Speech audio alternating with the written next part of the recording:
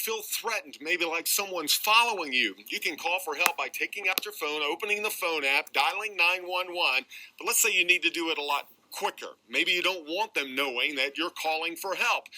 Most people don't know that you can call 911 from an iPhone without touching the screen. You simply press the on-off button, the one on the right side of the phone, 5 times quickly. It's going to do 2 things: sound an alarm and call 911. Depending on which iPhone you have, you may be asked to drag a slider to make the SOS call. But with the new iPhones, the 8, 8 Plus, or X, it'll place the call automatically to the nearest 911 call center based on your phone's GPS. It will also share your phone's location. After calling 911, the phone will then send a text message to your emergency contacts. They'll see that you've called for help and your exact location. Now, you may want to set up your emergency contacts. You can do that in the Health app under Medical ID, Settings, Emergency SOS. You open the Health app and then tap Edit to add names and phone numbers from your contact list. Yeah, this is something you will probably never need, but it's still a good idea to get it set up on your phone for safety.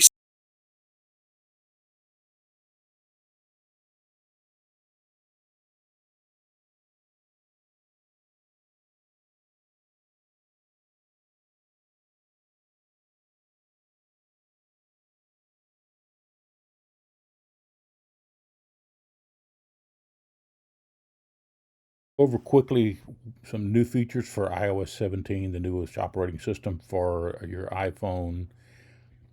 There's made some really nice changes. It's a fairly big update. Again, it's moving closer to what you see on your Mac. Apple is trying to merge the two experiences. So you can do some things like customizing your screen. So when people call you, you can choose which photo they want to see. You can send a call to voicemail and it will transcribe it in real time for you. So you know if it's somebody you really want to talk to. Your message apps are now in one place. You can even check in and to let your spouse or significant other know that you've arrived safely. There are some things that you can do as search as swiping right to reply to text messages. You can share your location with your family. If you'd like to use, and this is particularly if you have kids and stuff, they have a lot of new stickers and a lot of new emojis that you can use on your phone to liven up your messages. FaceTime has gone a few things. You can record a video message now if somebody misses your FaceTime call, so you can leave them a video voicemail. There are some things that you can do now with the camera, such as raising your hands and creating some nice backgrounds. Standby is really nice. I've used it before. You turn your iPhone on the side, and basically, as long as it's plugged in, it can become an alarm clock or show pictures or whatever you want. So it's really nice if you're traveling. Siri now is just Siri rather than Hey Siri. They've got some widgets that you can put on your phone, such as your time and temperature, and control a lot more things from just on your screen. AirDrop has undergone a lot of things. AirDrop is Apple's method of sending messages and photos and information wirelessly between two iPhones. So you can basically just touch the two phones together and you can share like your contact information with another person. You get to choose what you share, like the phone number or an email or whatever information or a photo. It's really nice. I've tried it. AirDrop, it transfers even if you set your phone down and walk away for a minute. So if you're sending a lot of information,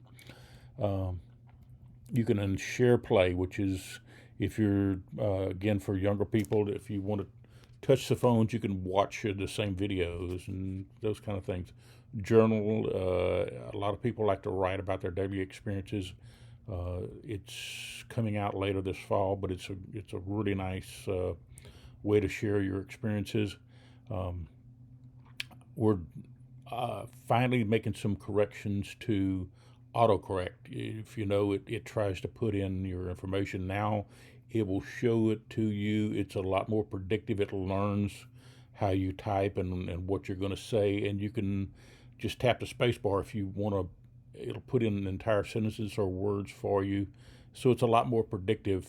Safari allows you to do a work and a home profile so that you don't get the two mixed up.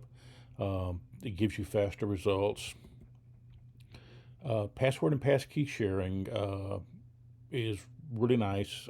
My wife and I do that. Basically, you can for accounts that you share, you can have a shared email account and share it between the two of them. And every time that you make a change to the password, it will also notify the other person and make a change on their screen.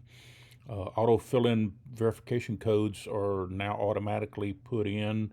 So if you go to somewhere like Amazon, for instance, and they want to send you a verification password, not only fills it in, but it then will erase the code for you, so you don't have to go back and erase it yourself. They've added some things to music, so that, for instance, if you have CarPlay and you have kids in the car, you can let them put a few of their songs on at the same time and sort of share the CarPlay experience. Again, we talked about AirPlay. It learns your AirPlay preferences. Uh, it's even supported in hotels. So if you travel, now you're going to be able to scan a QR code and put your videos or movies from your phone onto your TV in the room. AirPods have gotten the new AirPod Pro. If none of you have it, it's really nice. It will let you blend sounds, and you can wear it, and you can hear conversation, and it's more interactive. So those things are really nice. There's a press mute and unmute buttons on the iPods now. Maps have the ability to download them and use them off line. So if you're going somewhere and you're not going to have access to internet, you can download the maps and they will show up just like you do. If you have an electric vehicle, you can put on your map and you can see real-time charging stations along your map. We talked about Siri. It's just Siri, not Hey Siri. Spotlight gives you a little quicker searches now. Visual lookup, I really like this, and we're going to talk about it a little bit more, but even in photos or videos, it will you can click on a dish or a location or something, and it will look up information about that and give you recipes or tell you more about the animal or the location you're in. So it's really nice to see. They've done some health update apps. We're going to talk about that just a little bit. Privacy and security. They let you put things on your kids' phones, for instance, to control things that they might see online, and they're giving you more control over what you share. So there's a few things. We're going to talk a little bit about some accessibility changes. Notes has a couple of new things on it that will allow you to mark up PDFs online and then store them right into your notes. Find My, as we talked about, you can share air tags, and it will give you step-by-step directions of where something is, including the distance to a device if you happen to lose your phone or your AirPods or your keys. If you have an AirPod attached to it, it will point an arrow in the direction that it's in and tell you how many feet away from it is. Trust me, if you travel at all, get an AirTag and throw it in your luggage, and you won't have to worry about losing your luggage anymore. Apple News, if anybody subscribes to it, they now have crossword puzzles there. So you can do your crossword puzzles. And Apple ID, now you can use any phone number or email address to sign into your account.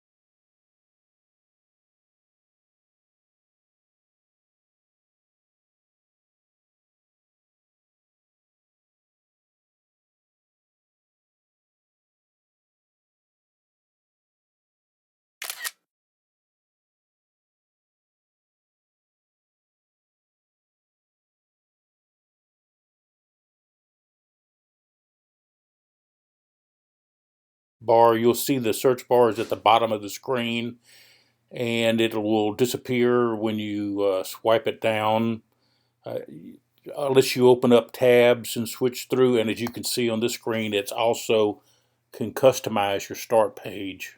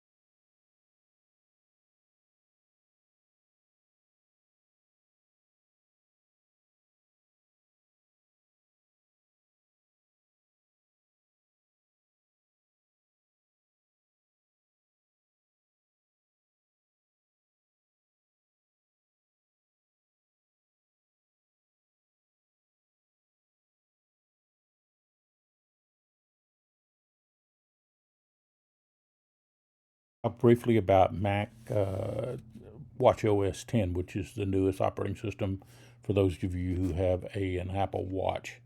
It's compatible with everything from a Apple Watch 4 on. A lot of updates on here. You're going to notice that it's very close to what you're seeing on your iPhone. It's all about the experience. They've added some new apps. If you have one of the newer watches, it's now got a little bit bigger screen on it. Really beautiful colors. They've got Smart Stack that they've added, which lets you put your widgets. So, for instance, if things like your exercise app and news and those kind of things, you just turn the crown and it will scroll through any open apps that you have. You can activate the control center by pressing the side button at any time. They've got some really new watch faces that are really nice, and the watch is perfect for exercising. So if you use cycling, if you like to ride your bike on the green belts, for instance, you can access a cycling app that'll show how fast you're going and your route just by touching it. It's a new widget that's on there. I'll also show you how long you can keep up a speed. It'll give you all the information about your workouts. If you like to walk on the green belts, it's got some really new views in the Compass app. It shows you where you are on the green belts. A lot of information about trails and those kind of things. You can even download a map and put it on your watch. For instance, if you want to go to a state park somewhere and walk, it's really nice. It'll tell you how high you are. It's got some nice things on there about your mental health. Kind of gives you some insights into how your mood is. One nice thing that I like, it's now got a new app on there that tells you how much time you spend out in the daylight. So it measures the ambient light that you're on there. So if you're in the house all the time, it reminds you need to go outside and go into the sun. They've got a lot of workouts on there if you like that. Some new things about if you want to share your contact with a new friend and you have your watches, you can just touch the two watches together and it'll give them your contact information. They have offline maps and a medication reminder for those of us who take medicine. You can put your medicine in there and it will remind you to take it, and you have to log each pill in so that you can you know that you've taken it.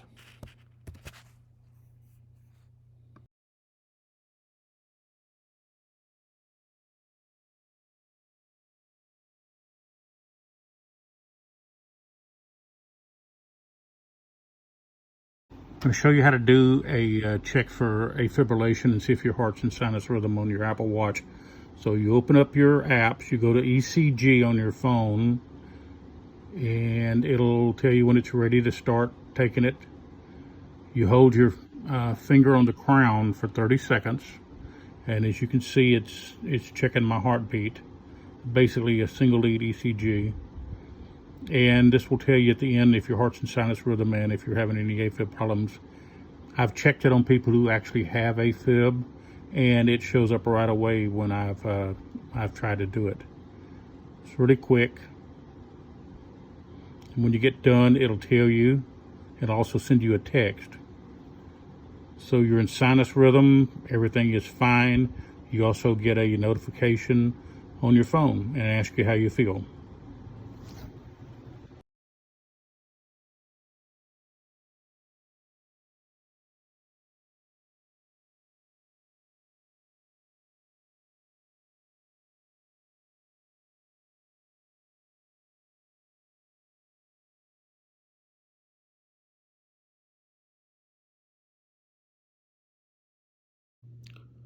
Your Apple Watch is waterproof up to 100 feet, but don't try it because it may not work. But if you do go into water, you want to set the water drop to lock your watch.